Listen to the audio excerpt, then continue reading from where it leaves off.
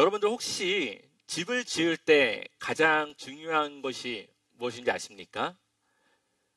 기초를 아주 튼튼하게 하는 겁니다. 집을 짓기 전에 기초가 튼튼하지 않으면 아무리 크고 웅장한 집이라고 하더라도 태풍이라던가 또 시간이 지나감에 따라 약해져서 결국은 무너질 수밖에 없는 것이죠. 마찬가지로 우리의 삶에 가장 중요한 것은 우리의 삶의 기초를 잘 쌓고 만들어 놓는 겁니다. 그 기초라고 하는 것은 우리의 직업, 높은 지위, 또 많은 재물과 명예로 그 기초를 쌓는 것이 아니라 하나님과의 아주 단단한 깨어지지 않는 그 관계를 먼저 맺는 것이죠. 그리고 하나님이 주시는 그 삶을 우리가 예배하는 삶을 통해 채워 나가는 겁니다. 오늘 본문에서도 솔로몬을 보면 하나님이 그에게 무엇을 주기를 원하느냐 물어보시죠. 그때 솔로몬은 자신의 필요를 구하지 않고 하나님이 내게 맡겨주신 이 나라를 내가 운영할 수 있는, 이끌어 나갈 수 있는 지혜와 지식을 구하는 것을 보게 됩니다. 솔로몬의 마음에는 자신의 잘됨이 아니라 하나님이 맡기신 나의 그 일들을 더 잘 하고 싶은 그 마음이 있었던 것이죠. 그렇게 그가 하나님 앞에 그 일에 헌신하자 하나님은 그에게 필요한 부와 명예와 재물과 또 그에게 필요한 것들을 모두 채워주는 것을 보게 됩니다. 오늘은 이 본문을 통해서 건물이 아니라 내 자신이 하나님의 그 성전으로서 그 성전으로 드려지는 우리의 삶의 예배가 얼마나 우리의 삶에 필요하고 얼마나 그것이 하나님이 원하시는 삶인가를 함께 나누고자 합니다. 역대기는 포로에서 귀환한 이들을 위해 쓰여진 책이죠. 그들은 70년 동안 바벨론에 지내다가 이제 다시 이 이스라엘 땅으로 돌아왔습니다. 그들이 태어난 곳도 바벨론, 자라난 곳도 바벨론이었기 때문에 외형은 이스라엘 유대인일지 모르지만 그들의 삶의 문화라던가 생활의 습관, 그들의 언어, 모든 것은 바벨론과 같은 그러한 모습이었을 겁니다. 근데 그들이 이스라엘에 와서 가장 먼저 한 것이 무엇입니까? 무너진 성전을 다시 재건하는 것이었습니다. 근데 이들이 재건하려고 보니까 왜 성전을 지어야 되는가? 이 성전이 뭐가 중요한가? 정체성이 없고 하나님에 대한 믿음과 신앙이 없었습니다. 그래서 그들에게 이스라엘의 정체성을 심어주기 위해 그리고 그들에게 왜 성전이 필요한가를 알려주기 위해서 이 역대기의 말씀을 쓴 것이죠. 근데 이들에게 정체성을 주고 싶은데 누구를 모델로 할까 생각을 하니까 다윗과 솔로몬이었습니다. 왜냐하면 다윗의 시대에서부터 솔로몬의 시대까지는 이스라엘이 가장 전성기를 누렸던 아주 그 부흥의 시대였기 때문이죠.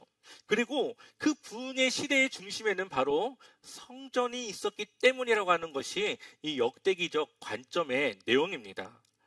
그래서 그들에게 우리는 이러한 민족이구나. 하나님이 우리에게 이렇게 하셨구나. 성전이 이러한 기능과 이러한 역할을 하는구나. 성전을 통해 하나님이 이렇게 일하시는구나. 이러한 내용을 이 역대기의 말씀에 지금 기록해 놓은 것이죠. 그래서 이 다윗과 솔로몬이 열왕기의 내용을 보면 잘못한 내용이 있습니다. 그들이 다윗도 잘못한 내용이 있고 솔로몬도 잘못한 내용이 있죠. 그런데 이 역대기의 말씀에서는 잘못한 내용이 빠져 있습니다. 왜냐하면 그들을 모델로 해야 되는데 잘못된 모습을 기록하면은 사람들이 이 두 사람을 그다지 좋은 사람으로 보지 않겠죠. 그래서 그 이야기를 빼고 그들에게 있었던 하나님과의 좋은 그런 내용들만 기록을 한 것이죠. 그렇다고 그들이 그것을 모르는 것이 아닙니다. 역사를 알았기 때문에 충분히 다윗과 솔로몬의 이야기를 들었고 이야기를 알고 있었겠지만 관점은 그들의 부흥과 성전의 축복에 있었기 때문에 그 내용을 추가하지 않은 것이죠. 그래서 열왕기와 이 역대기의 말씀을 보면 평가하는 기준이 다릅니다. 열왕기의 평가는 다윗의 길로 갔는가, 가지 않았는가, 이것이 평가의 기준이에요. 그런데 이 역대기에서의 기준은 어떻게 성전을 대했는가, 성전을 어떻게 그가 생각했는가, 이 성전에 대한 관점에서 이들을 봅니다. 그래서 대표적으로 므낫세라고 하는 왕에 대한 평가가 아주 다릅니다. 열왕기하 21장 11절과 12절을 우리 한번 같이 읽어볼게요. 같이 읽어보겠습니다. 유다 왕 므낫세가 이 가증한 일과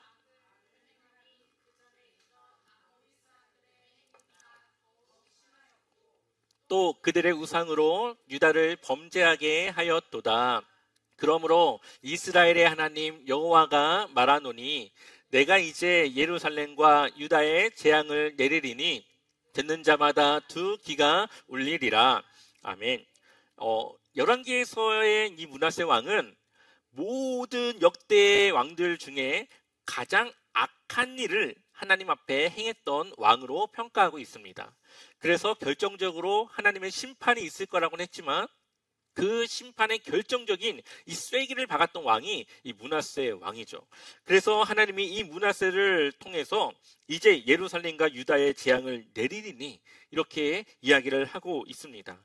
그렇다면 이 똑같은 므낫세 왕을 역대기에서는 어떻게 평가하고 있을까요? 역대하 33장 12절, 13절 우리 두 절의 말씀 함께 읽어보겠습니다. 그가 환난을 당하여 그의 하나님 여호와께 간구하고 그의 조상들의 하나님 앞에 크게 겸손하여 기도하였으므로 하나님이 그의 기도를 받으시며 그의 간구를 들으시사 그가 예루살렘에 돌아와서 다시 왕위에 앉게 하심에 므낫세가 그제서야 여호와께서 하나님이신 줄을 알았더라. 아멘. 처음에는 므낫세가 악한 왕이라는 것을 이야기하지만 그 뒤에 그가 바벨론에 갔다가 그제서야 하나님을 믿어야 된다는 것을 깨닫고 회개하여 하나님께 기도하고 다시 하나님의 귀한 백성으로 살아갈 것을 그가 회개했을 때 하나님은 그를 다시 왕위에 앉히시고 또 그는 하나님이 나의 하나님이신 것을 고백하는 그의 달라진 신앙의 회복된 모습으로 이야기하고 있는 것이죠. 이처럼 아무리 악한 므낫세 왕이라도 진심으로 하나님 앞에 회개하고 그의 삶이 돌아서면 하나님은 그를 다시 받아주신다고 하는 내용이 역대기에 나와 있습니다. 이것을 조금 더 그때 당시의 상황을 보게 되면은 그들이 하나님의 심판으로 바벨론의 포로로 갔지만 그들이 70년이라고 하는 시간 동안에 회개하고 다시 그들의 삶을 돌이키고 하나님의 백성으로 살아갈 것을 결단하며 하나님과 이스라엘에 맺었던 언약을 다시 그들이 체결하게 되면 다시 하나님은 그들의 하나님이 될 것이고 이스라엘은 하나님의 백성이 될 수 있다라는 것을 이 므낫세 왕을 통해 보여주는 것이죠. 그러니 그들이 지금 포로에서 귀환한 이 공동체가 해야 될 것은 하나님 앞에 회개하고 하나님과의 관계를 다시 회복하는 것입니다. 그런데 그것을 위해서 무엇이 필요할까요? 성전이 필요하죠.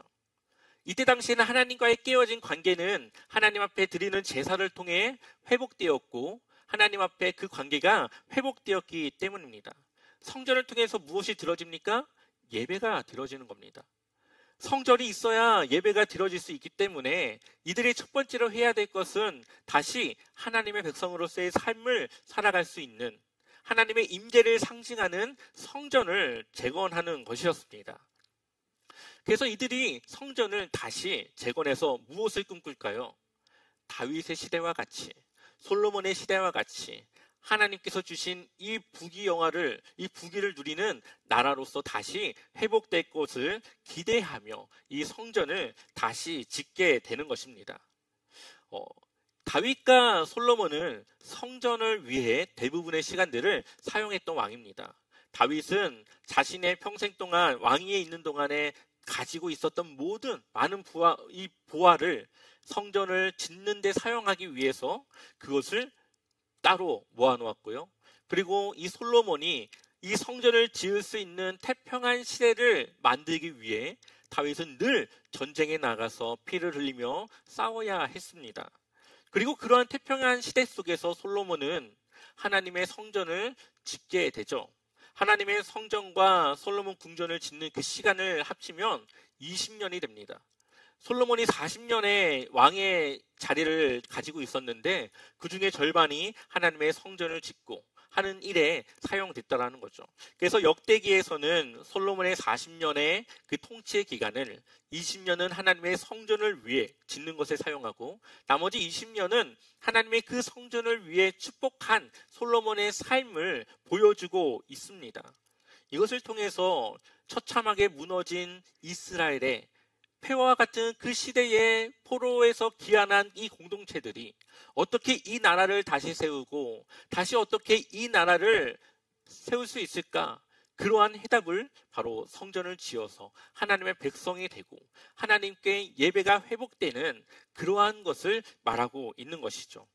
그렇다면 한번 오늘 솔로몬은 어떻게 하나님 앞에 나아갔는가를 우리 함께 보도록 하겠습니다. 우리 역대하 1장 1절의 말씀 우리 같이 읽어보겠습니다. 다윗의 아들 솔로몬의 왕위가 견고하여 가며 그의 하나님 여호와께서 그와 함께하사 심히 창대하게 하시니라. 아멘. 솔로몬의 시대는 그의 왕위가 견고했고 아주 찬란한 시대를 누렸던 시대입니다. 근데 그 이유가 하나님 여호와께서 그와 어떻게 했다고요? 함께 하사 심히 그를 창대하게 하셨다. 하나님과 함께 했고 함께한 이 솔로몬의 시대를 하나님이 창대하게 하셨다. 하나님이 함께하기 위해서는 이들에게 뭐가 필요합니까? 성전이 필요하죠. 하나님의 임재를 상징하는 성전이 필요한 겁니다. 그리고 그 성전 가운데 하나님이 함께 하셔서 그 나라를 창대하게 하나님의 귀한 나라로 세워 나가시는 거죠. 그래서 솔로몬이 왕이 되어서 첫 번째로 한 것이 무엇입니까? 하나님께 예배 드리는 것이었습니다. 역대하 1장 3절 말씀을 보면 솔로몬이 온 회중과 함께 기브온 상당으로 갔으니 하나님의 회막 곧 여호와의 종 모세가 광야에서 지은 것이 거기 있음이라. 아멘. 기브온에 있는 산당 거기에 있는 이 모세 때부터 지어진 그 성막이 있는 그곳에 가서 하나님을 예배합니다. 자, 역대하 1장 5절도 같이 한번 읽어볼까요? 우리 함께 읽어보겠습니다. 옛적의 훌의 손자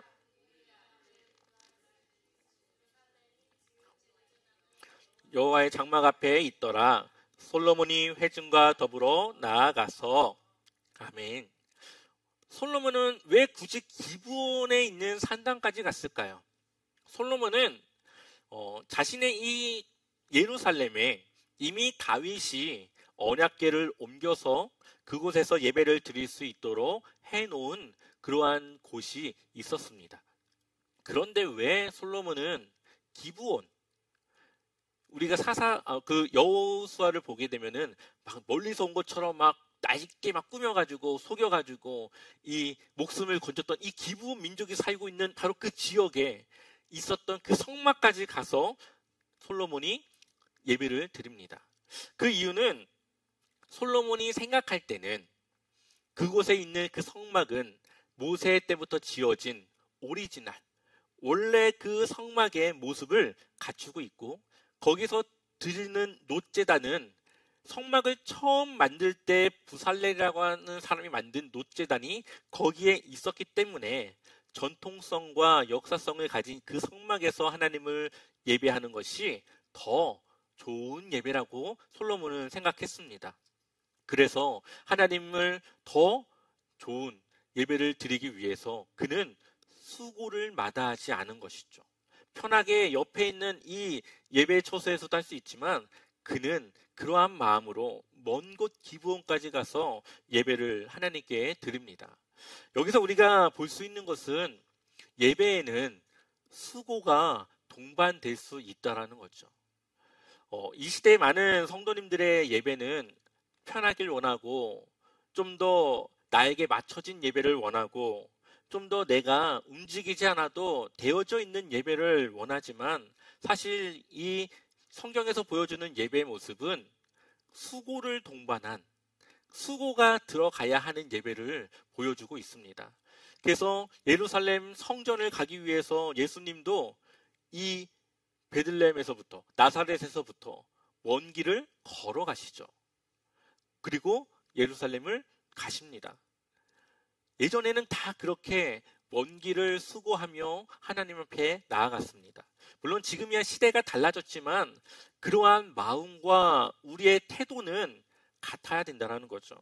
그렇기 때문에 우리는 예배에 대해서 때로는 수고해야 되고, 때로는 헌신해야 되고, 때로는 우리는 함께 그 예배에 참여할 수 있도록 노력하고 열심을 가져야 됩니다.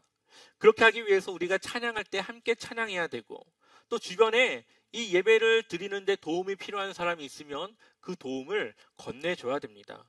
때로는 내가 양보해서 성경책이 없는 사람에게 그 책을 양보할 수 있어야 되고, 또 누군가 하지 않는 그것을 내가 먼저 헌신하고 봉사해서 그 예배를 드리는데 방해가 되지 않도록 때로는 그렇게 내가 그것을 맡아 하는 것이죠. 그 모든 것이 모두 이 예배에 포함된 것들입니다. 그것이 되어지기 때문에, 누군가는 그러한 수고를 하기 때문에 오늘 이 예배가 드려질 수 있는 것이죠. 솔로몬은 그러한 수고를 마다하지 않았고 하나님께 예배하는 그 수고를 마다하지 않았습니다. 특별히 역대하 1장 6절 우리 같이 읽어볼까요? 여호와 앞 곧 회막 앞에 있는 노제단에 솔로몬이 이르러 그 위에 1000마리 희생으로 번제를 드렸더라. 아멘. 몇 마리를 드려요? 1000마리. 1000마리를 드린다라는 것이 우리는 그냥 1000번 제사 드렸나 보다 이렇게 생각하지만 지금의 예배와 그때의 제사는 다릅니다. 이때의 이 제사를 한번 드리기 위해서는 몇 시간이 걸려요. 제물을 잡아야 되죠. 양이나 소나 잡아서 그 피를 빼야 되고 각을 떠서 이 제물을 나눠야 됩니다. 이것을 누가 하냐? 제사를 드리는 그 당사자가 그 일을 해야 되는 거죠. 솔로몬은 그 일을, 그 수고를 마다하지 않고 하나님께 예배를 드리는 것에 먼저 그가 집중했다라는 것을 우리에게 보여주고 있습니다. 솔로몬은 왕이었지만 하나님을 섬기는 일에 있어서는 그 누구보다 낮은 자세와 낮은 모습으로 하나님을 예배했던 것을 보게 됩니다. 물론 여기서 말하는 1000이라고 하는 숫자가 실제 1000이라는 의미보다는 아마 그만큼 많은 제사를 솔로몬이 드렸다라는 걸로 우리가 이해하는 것이 좀 더 정확할 겁니다. 딱 1000번의 제사라기보다는 그만큼 셀 수 없는 제사를 이 솔로몬은 수고하며 하나님께 드렸다라는 거죠. 그리고 어느 날 하나님은 솔로몬에게 나타나 그에게 물으십니다. 역대하 1장 9절을 보면 주 하나님, 이제 나의 아버지 다윗에게 하신 말씀을 그대로 이루어 주십시오. 주님께서 나를 땅의 티끌같이 많은 백성의 왕으로 삼으셨으니 10절에 이제 지혜와 지식을 나에게 주셔서 이 백성을 인도하게 하여 주십시오. 이렇게 많은 주님의 백성을 누가 다스릴 수 있겠습니까? 아멘. 하나님은 솔로몬이 원하는 것을 들어주기 위해서 그에게 묻지만 솔로몬은 자신이 원하는 것이 아니라 하나님을 위해 자신이 해야 될 일에 대한 그런 필요를 구합니다. 그것은 이때 당시 왕으로서 해야 될 역할이었던 이 공정한 재판, 그리고 그것을 실수하지 않을 지혜와 지식을 그가 구하는 겁니다. 그래서 우리가 유명한 그 일화가 있지 않습니까? 두 여인의 그 사이에서 한 아이를 누구의 자녀일 것인가를 판결하는 그 내용이 바로 이 솔로몬의 지혜를 아주 잘 보여주는 내용입니다. 바로 솔로몬은 하나님의 백성들이 억울하지 않고 하나님의 백성들이 공평한 기회를 가지고 판결을 받을 수 있도록 자신이 가진 그 지혜와 지식이 하나님의 백성을 위해 사용되기를 원했습니다. 그것이 솔로몬이 원하는 왕의 첫 번째 바로 임무라고 생각했던 것이죠. 그러한 솔로몬의 마음을 하나님은 보시고 솔로몬에게 지혜와 지식을 줄 뿐 아니라 그에게 필요한 더 많은 것들을 그에게 주는 것을 보게 됩니다. 우리 역대하 1장 11절 말씀 같이 읽어보겠습니다. 하나님이 솔로몬에게 이르시되 이런 마음이 내게 있어서 부나 재물이나 영광이나 원수의 생명멸하기를 구하지 아니하며 장수도 구하지 아니하고 내가 내게 다스리게 한 내 백성을 재판하기 위하여 지혜와 지식을 구하였으니 아멘. 그래서 하나님은 그에게 필요한 것을 주시죠. 여기서 우리가 솔로몬을 통해서 볼 수 있는 것은 바로 잠언의 말씀이죠. 지혜와 지식이 어디서부터 나옵니까? 여호와를 경외하는 것부터 나오죠. 하나님을 사랑하고 하나님의 정의와 공의를 따르며 살아갈 것을 희망하고 결단하는 그 사람들에게서 하나님의 지혜와 지식이 생겨나는 겁니다. 그래서 솔로몬의 마음은 다윗과 같이 하나님을 경외하는 일에 최선을 다했고, 하나님의 도움이 없이는 이스라엘을 다스릴 수 없다라는 것을 그가 알고 하나님께 도움을 구하는 겁니다. 그래서 하나님은 1장 12절을 보면 내가 내게 지혜와 지식을 주고 부와 재물과 영광도 주리니 내 전의 왕들도 이런 일이 없었거니와 내 후에도 이런 일이 없으리라 하시니라. 아멘. 솔로몬의 그 축복은 다른 왕들이 누리지 못한 그러한 엄청난 하나님의 귀한 은혜가 그에게 임했다는 겁니다. 그것이 바로 하나님을 향한 그의 마음, 또한 그가 하고자 하는 그 성전에 대한 그의 계획, 그 모든 것에 하나님이 그 일을 더했다라는 거죠. 그리고 나서 1장 13절 우리 같이 읽어보겠습니다. 이에 솔로몬이 기브온 산당 회막 앞에서부터 예루살렘으로 돌아와서 이스라엘을 다스렸더라. 아멘. 그리고 나서 솔로몬이 무엇을 합니까? 이스라엘을 다스립니다. 이스라엘을 자신의 힘으로 다스리려고 하는 것이 아니라 하나님이 지혜를 주시고 지식을 주자 그제서야 이스라엘을 다스렸다라고 말하고 있죠. 솔로몬은 자신이 왕의 역할을 감당하는 것이 먼저가 아니라 하나님께 그 지혜와 지식을 구해서 그것을 이끌어 나갈 이 힘과 그 능력을 얻는 것이 먼저였다라는 것을 보게 됩니다. 그렇다면 지금 귀한 공동체가 이스라엘을 재건하는 일에 있어서 무엇을 해야 됩니까? 예배를 회복해야 되죠. 이들은 하나님을 제대로 예배해보지 않은 그러한 세대입니다. 성막이 무엇인지, 제물은 어떻게 드려야 되는지, 또 제물을 어떻게 하나님 앞에 또 태워야 되는지 여러 가지 이들은 하지 않았고 보지 못했기 때문에 잘 알지 못합니다. 그렇기 때문에 이들은 다시 그 성전을 짓고 그 안에서 하나님께 드리는 그 제사를 통해 예배가 회복되어져서 하나님이 원하시는 하나님의 백성의 모습을 회복하고 하나님과의 그런 멀어진 관계를 다시 회복해야 되는 것이죠. 그것이 바로 이 예배를 통해 드려지는 겁니다. 그리고 그 예배는 성전에서 드려지는 것이고, 그래서 이들은 제일 먼저 성전을 재건하는 일에 힘써야 했던 것이죠. 당시 이들에게는 해야 할 일들이 많았습니다.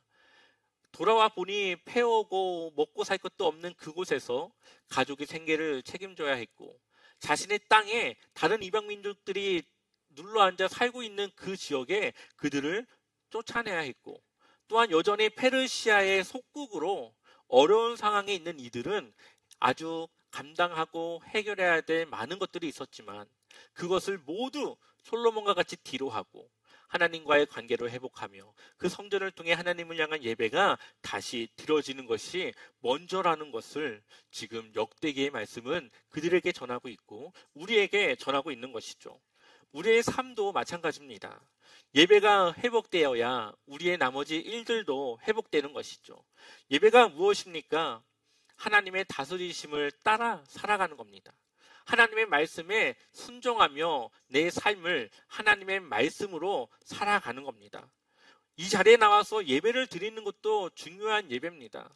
하지만 성경은 이 모여서 드리는 예배에서 중요한 것보다 우리가 나가서 우리 각자의 삶의 일터와 자신의 그 삶의 영역에서 하나님의 말씀을 따라 살아가며 하나님의 말씀이 나를 통해 이 땅 가운데 이루어지는 하나님의 그 다스리심을 따라가는 그 삶을 더욱더 좋은, 귀한, 중요한 예배로 우리에게 말하고 있죠. 바로 그것이 하나님이 우리를 통해서 이 땅 가운데 하시고 싶은 하나님의 사역인 것입니다. 요한복음을 보게 되면은 한 여인을 예수님이 만납니다. 사마리아 지역을 지나가다가 우물가에서 그 여인을 만나죠. 근데 그 여인이 무엇을 물어보냐? 저 유대인들은 이 산에서 드려야 된다고 하고 우리 조상들은 저 산에서 드려야 된다고 하고 도대체 어디서 제사를 드려야 됩니까? 그러자 예수님이 대답합니다. 4장 23절에 요한복음 4장 23절에 아버지께 참되게 예배하는 자들은 영과 진리로 예배할 때가 오나니 곧 이때라. 아버지께서는 자기에게 이렇게 예배하는 자들을 찾으시느니라. 아멘. 장소가 중요한 것이 아니라 영과 진리로 예배할 때가 오는데 바로 그게 지금이다. 예수님이 이 땅 가운데 오신 구약이 이제 끝나고 신약이 시작된 지금 이 시대는 제사가 아니라 제물을 드리는 것이 아니라 하나님의 영과 진리, 하나님의 말씀으로 드려지는 예배가 시작되었다라는 것을 말하고 있습니다. 그래서 요한복음 4장 24절 같이 한번 읽어보겠습니다. 하나님은 영이시니 예배하는 자가 영과 진리로 예배할지니라. 아멘. 우리의 삶이 하나님의 성령의 인도함을 따라 살아가고 우리의 삶에 하나님의 말씀이 이루어지고 하나님의 말씀이 나를 통해 순종되어지고 살아가는 그 자체가 바로 우리가 하나님께 드리는 삶의 예배라는 것을 보여주고 있습니다. 그렇기 때문에 장소가 중요한 것이 아니라 환경과 무슨 그러한 것들이 중요한 것이 아니라 그 삶에 성령의 인도하심이 있는가? 그 삶에 하나님의 말씀에 순종하는 모습이 있는가?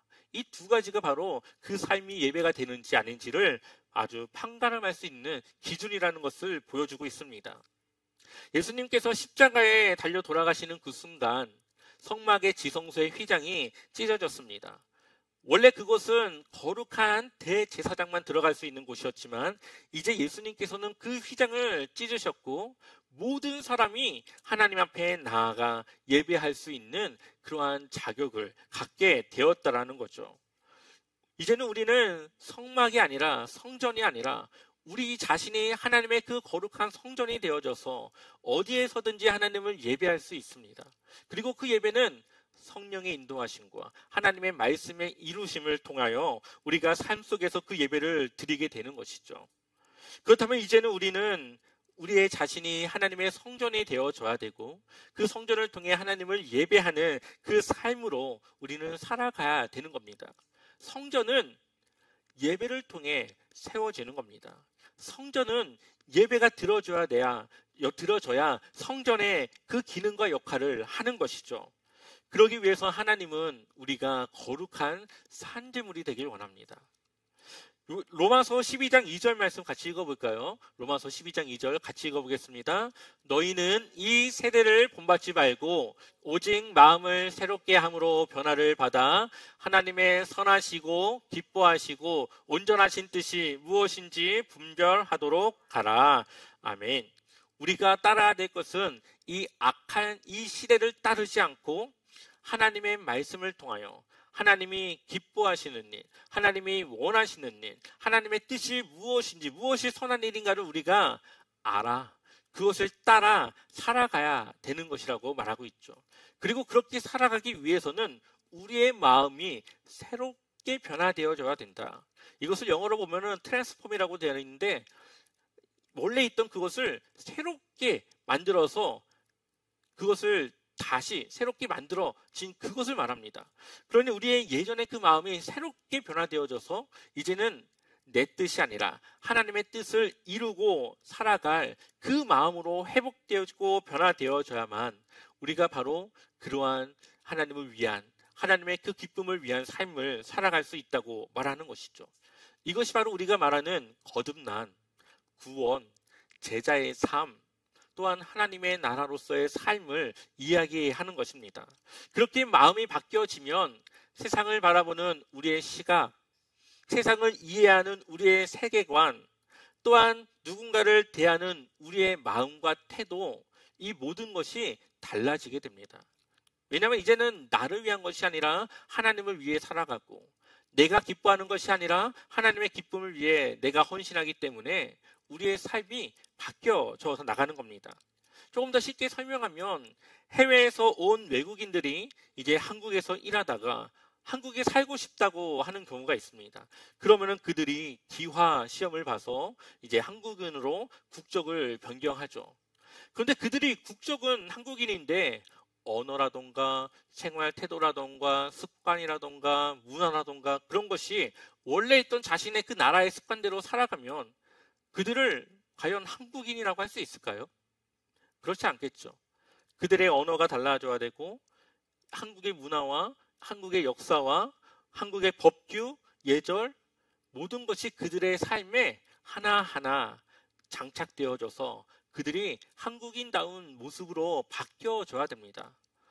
국적은 바뀌었을지 모르지만 그들이 삶이 바뀌지 않으면 그다지 한국인다운 삶이라고 볼 수가 없는 것이죠.